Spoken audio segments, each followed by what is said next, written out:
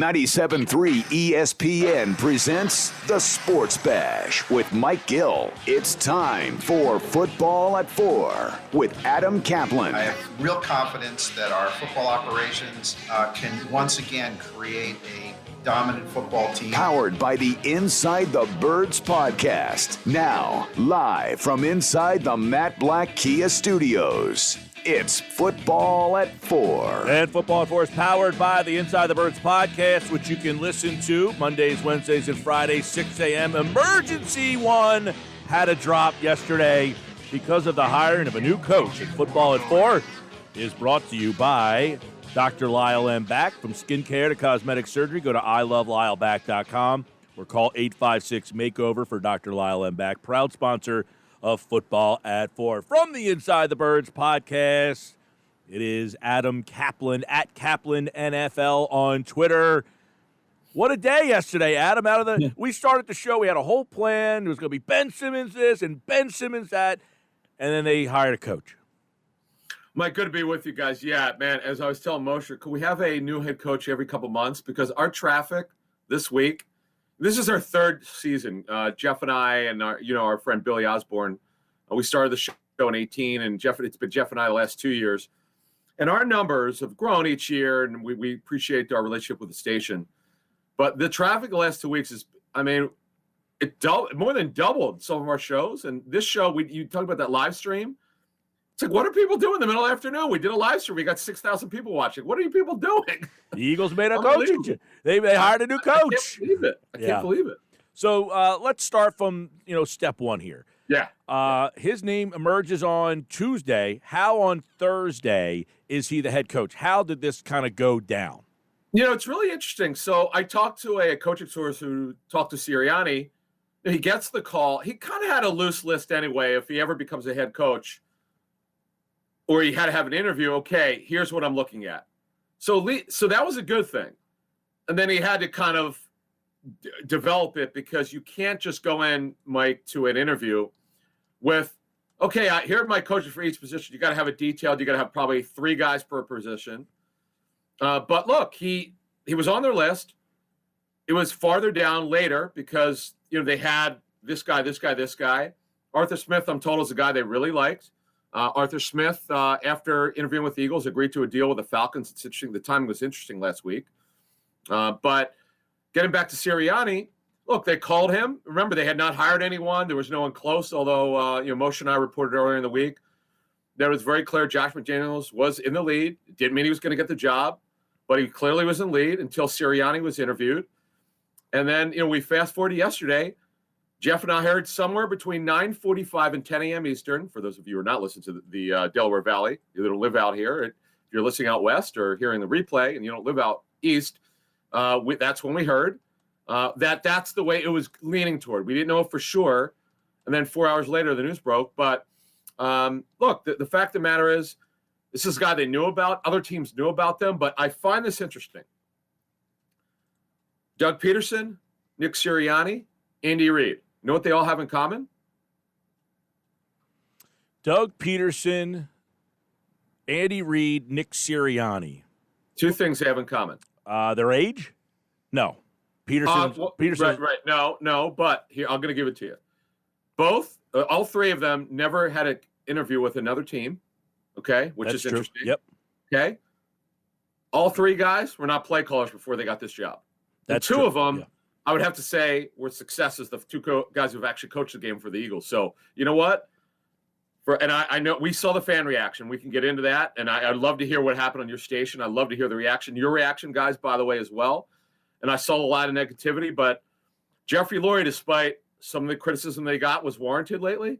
His success with head coaches is highly, highly successful. Well, and I feel like, Adam, that this is almost predictable. They've gone down this road. Andy Reid worked with the quarterbacks, and they brought in Donovan McNabb. They needed to give McNabb a guy to kind of grow with together. Then they go down the Peter. I mean, the Kelly thing was kind of off of the beaten track, but they went right back down and said another Reid guy that can work with the quarterback. They gave him Carson Wentz, and now Wentz needs to be fixed. So we're going to go right back down that path, and we got an endorsement from Frank Reich. I mean, I got to ask you, does Carson Wentz have any say and say, you know what, I talked to Frank. I feel comfortable with this decision. And does that help Howie and Jeff pull the trigger on this?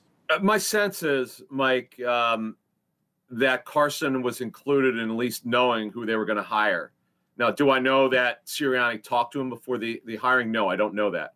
But in our reporting, specifically mine, I did put on our show first last week that a majority of at least I know of, a majority of the head coaching candidates were asked during the interview process, what's your plan to rebuild Carson Wentz? What's your plan for the quarterback position? So clearly, A, they want to keep Wentz, barring something unforeseen, and B, they want to make sure the guy that they're hiring, even if it happened to be a defensive coach, what's your plan? Because they need to know that. What was the league reaction to the hiring of Nick Sirianni from coaches and executives around the league? Yeah, that's a good question. Look, it was kind of surprising because I remember when word leaked out that Sirianni is going to interview, I had a bunch of coaches say, "Are you serious with this guy?" They said, "Is this true?" He said, "Yeah, it's true. It definitely is true. The Eagles knew about him. Yeah, they know Frank Reich, obviously, because he was here. And they know he's a protege of Frank Reich, and they've done well with these protege guys or these guys with the lineage, going back to Mike Holmgren and Andy Reid. And they sometimes, look, Andy Reid guys, not only was he not a play caller, most people, because remember, this is in 99, the internet had only been around 4 or 5 years. It was hard to get information on him. And they just, when the league said, what are you doing? Why would you do it? Why do you hire a guy nobody knows about, who's obscure, who's never run an offense? Well, you know what? It's all about the interview and how you feel about it. And he had like a 6 or 7 hour interview, Sirianni did, and they felt good about it. But Connor, to get back to your question, let's call it like it is. There were a lot of questions. Coaches, a couple personnel guys I spoke to, so they heard about him. The word around the league was this may be 1 or 2 years a little early, just because he's sort of, over a 3-year period, he came in there and Indy was kind of green as a non-play caller OC, had to work his way through it the first year, got more responsibility the second year, and then he really had a good year this year. And what a cold source told me is he did a great job of managing and helping Frank manage the issue with Andrew Luck when he didn't play 1 year, then he retired, managing Jacoby Brissett as they did, which was challenging, managing obviously expectations for the quarterback position, dealing with Phillip Rivers, who clearly was near the end of his career, and helping Frank scheme up an offense that would fit Phillip Rivers. So that's the good thing. He's gone through a lot of stress and a lot of challenges. And you know what? He's been in the playoffs a bunch, and that's a good thing. Adam Caplan from the Inside the Birds podcast, Football at 4, right here. How much, he worked with Luck, who I guess is similar to kind of Wentz. I mean, they have a similar type of style. He's worked with Rivers. He's been a quarterback coach. He's been a wide receivers coach. But working with Frank Reich, I mean, how much did that make the Eagles feel comfortable? Like, would they make this hire if Nick Sirianni is the offensive coordinator for a team that they really didn't have a tie to? Did having that tie to Reich push the pile enough to say, you know what? Like, if he's the offensive coordinator in Green Bay, but Matt LaFleur is calling the plays, do they feel as comfortable as they do with Frank Reich giving them the okay? Mike, I think you're in the right spot. There's no question about it. As I understand it, that definitely had an impact because they trust Frank. They were with him for 3 years. They won a Super Bowl with him. 2 years, 16 and 17. So they knew him. And they knew this. The word around the league was that Sirianni and Frank are they're like brothers. That's his true right-hand man. And they got to become very close friends with the Chargers. And Frank's first hire was going to be Sirianni to be his offense coordinator to help manage the coaches. And that's another part of this. I don't think that, let's put it this way. If they had a Zoom interview with Nick Sirianni and not an in-person interview, I don't know that he's getting the job. He's the kind of guy you got to get in front of. Yeah, and there's so much on the Zoom and the not Zoom and the interviews because obviously Bieniemy did not get an interview. You had to wait. I mean, did the Eagles just run out of patience, not want to wait? What happened with that situation? Because in the end, they didn't end up interviewing Kafka. They didn't end up interviewing Bieniemy, and also Brian Dable essentially wasn't interested in here either. Those are teams that are all still active. Yeah, and I'm told with Eric Bieniemy, yes, he did interview on Monday with the Texans, but I'm told he had no scheduled interview despite rumors to the contrary. A source close to the situation told me, nope, did not have an interview. He's concentrating on the playoffs this week, and we'll see what happens next week. Now, obviously, if the Chiefs would have lost. I know the Eagles were probably going to talk to one of those two guys. At least they probably would have put a request, but never happened. Here's what happens in these interviews. If you as a group, and by the way, it was Jeffrey Lurie, Howie Roseman, Don Smolenski, the president, also Andy Weidel and Jeremiah Washburn and others who were involved in the process. If you all meet and you go, oh, wow, this is the guy, it's over. I've made it akin to when you try out for a part, you're an actor, and they go, that's the guy. That's it. It's over. Send all the other actors out. That's the guy, Mike. That's when Jason Alexander tried out to be George Costanza. That was the guy. That's exactly it. It's exactly the way this went down. I love it. That was good. Was Deuce Staley ever close to getting the job, and what's next for him? I don't think so. Was he a part of the process? Yes. Do they love Deuce? Yes. If it would have been close, Hunter, they would have had they would have probably done second interviews. In fact, I was talking to Joe Banner about this earlier this week. I asked him, I said, Joe, how uncommon is it to not have second interviews? He goes, it's extremely rare. Extremely rare. So, yeah, that's another part of this. Jeff and I didn't talk about this on our show that dropped Friday morning, but I'm happy to discuss it here. It is very rare that they did not have any second interviews, by the way, that I know of. Now, how many times around the league the Deuce Staley situation comes up where players are lobbying, texting the owner, former players are getting involved? I mean, how many times do you have a guy who's been through multiple regimes, has a lot of, I can't think of another example of this happening, and, the fan support is so, I can't think of a situation similar to Deuce. I don't. And I said this on our show that I'm hoping coaches and personnel executives around the league see all those tweets, and Malcolm Jenkins, a former player, current players, retired players go out in support of Staley. I'm hoping they at least see this because, look, okay, the Texans have the only remaining team to interview, to need a head coach. They haven't requested an interview with Staley. But look, you know what's interesting? David Culley, the former Eagles receivers coach, had an interview with the Texans. Okay, that was a surprise. So why not do Staley? Right. Do your homework, folks. It just bothers me. I said this on our Wednesday show, and I got kind of fired up. I'll admit it. I kind of went over the line. No one says you have to interview the guy, but at least can you talk to him? But look, he didn't, and I feel bad for Deuce, and it remains to be seen. He's under contract, I'm told, but it remains to be seen if he wants to stay or not. Yeah, well, that's interesting. I want to about Sirianni. He was a candidate with the Browns a couple of years ago. John Dorsey was the GM at the time there. Apparently, he ended up not interviewing because the Colts were in the playoffs, and he decided not to take the interview. But so I don't know. By the way, I don't know if that was for a head coach. That might have been for coordinator. There were some, I know there's something out there, but I don't know, absolutely sure that was a head coaching interview. But look, John Dorsey, by the way, he was on Kevin Stefanski, I'm told. The year before they interviewed him, he was on his list. He was looking for one of those up-and-coming young coaches. And that's the kind of thing you got to do. Andy Reid, 41 years old when the Eagles hired him. Nick Sirianni, 39 years old when they hired him. So that's what you do. And you know what? They got to let him grow, okay? They got to let him grow as a head coach. Well, my question, I guess, is is this Frank Reich that calls and says, hey, I got a guy you need to talk to? Oh, how he got on their list? No. Right. Where you don't just pull this guy out of thin air. Who said, hey, there's a guy in Indianapolis and you got to talk to? You know what I mean? Who says, hey, there's a guy in Indianapolis, you need to interview this? Because this came late. It came out of nowhere, and it wasn't on anybody's radar. So who makes this? Does Reich make the call? Did Dorsey know him? Who knew him? Yeah, here's the way it works. Coaching agents will call Roseman if they haven't heard from him.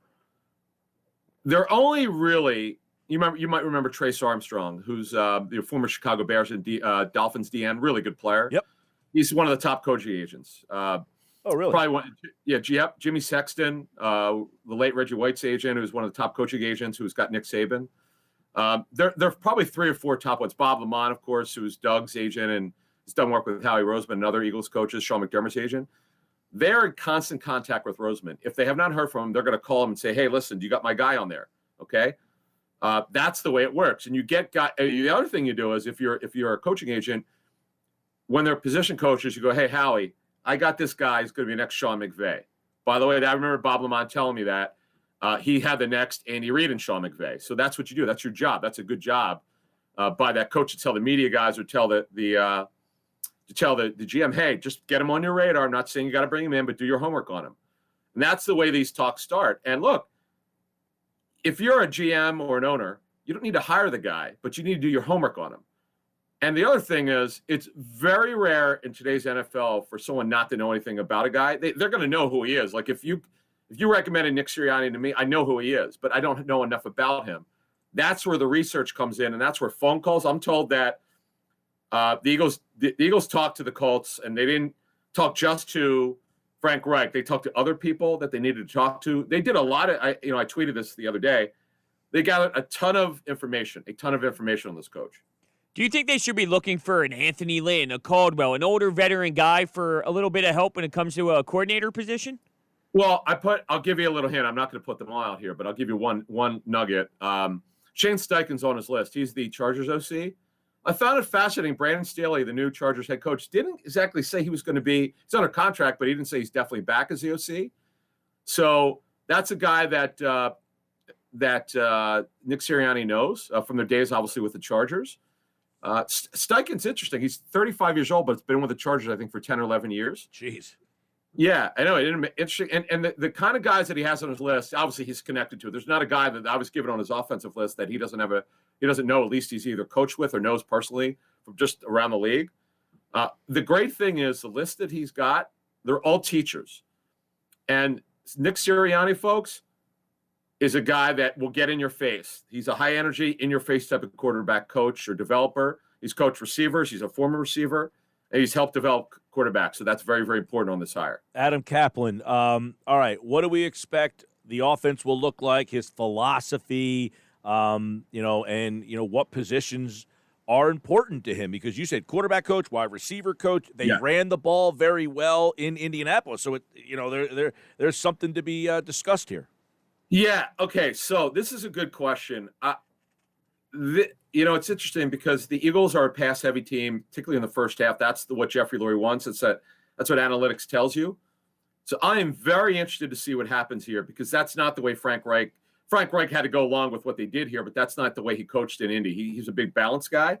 But I do believe that Nick Sirianni's, in this case from the Chargers and also with the Colts, his background is in 12 personnel with 2 tight ends. Now, obviously, if Zach Ertz comes back, you're going to be heavy 12. If they trade Zach Ertz, which makes more sense, it may change a little bit here. He's as one coach said to me that's very close to Nick, he's going to coach to the personnel he's given. Kind of like Doug Peterson had to do, though I think Doug, if he had his druthers, would have been more 11 personnel.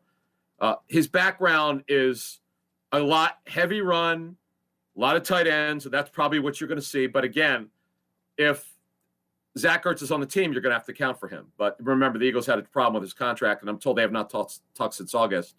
So that thing's going to have to get resolved. I would imagine, and we'll leave with this, Adam Caplan from the Inside the Birds podcast, that Sirianni also was brought here to fix Carson Wentz, but he's going to walk into a quarterback controversy. So how does that – maybe not controversy, maybe he's told Wentz has to play, but he certainly is not walking into the easiest situation, correct? I mean – yeah, he's not. And I don't think, look, it's the way I understand it. And again, barring a pretty significant surprise, Carson Wentz will not only be on this football team, I fully expect him to start. They have to rebuild Carson Wentz. The problem that you have is, and this is something we're going to have to start talking about. Jeff and I have not talked about this because we're still in sort of head coach mode in January. But if they don't have an offseason, it's going to be real problematic for the development of the quarterback position because you have new coaches who are going to teach differently. You're not going to teach – coaches don't teach the same – like Doug Peterson's not going to teach the same way that Nick Sirianni does or his coaches that he's going to bring in and do. So that's going to be a question. I don't know that it's been decided whether it's going to be open competition or they're just going to have Wentz go back to being the starter. That they're going to – most coaches I've spoken with said they would not have an open competition. Just give it back to Wentz, let them rebuild him. So we'll see. That Sirianni's press conference will be next week, I believe. So I'm sure, obviously, that's going to be a big focus of this press conference. And I look forward to seeing what Sirianni says because you got to kind of settle it. Don't you think, guys? I think you got to settle this pretty early. Yeah, I mean, what do you do? Sirianni goes 2-3 games in, and Wentz is the same guy you saw last year. Oh, he boy. benches him right off the start. Bench. I mean, Bench. that's a horrible way to start your tenure, right? To have to bench this guy getting paid all this money and have him sitting there for 12 games. Yeah, Mike, it would be terrible. Yeah, you can't have that. I mean, that's the worst thing that could happen. And I'll tell you what, though, I don't see that happening. If we have May and June OTAs, okay, real training camp, it ain't happening. Because this is why the guys brought in. Let me tell you something. If they have a full offseason and Carson Wentz still is bad, it's not a good reflection on the coaching staff here. Right, and I know you guys didn't get a chance to see training camp, but there was a lot of reports that he did not look good in training camp. Very inconsistent. Yes, I'm told you could start seeing it a little bit, and not having an offseason last year crushed him. I don't think there's any question about that. He's Adam Caplan at Caplan NFL Inside the Birds. I encourage you to go listen back to the emergency pod and everything that's coming up. They put out great material all off season long. The Inside the Birds podcast, Football at 4. We'll start to look at off-season moves, draft, who's coming back, who's going to be gone. They have a ton of decisions. Adam Caplan, Jeff Mosher, Andrew DeCecco, Football at 4 right here on the Sports Bash. Adam, take care, man. Guys, thank you. He, like all guests, appeared via the Boardwalk Honda hotline. And, of course, it is brought to you by Dr. Lyle M. Back. Go to LyleMBack.com or call 856-MAKEOVER for Dr. Lyle M. Back. And, of course, they are a proud sponsor of Football at 4.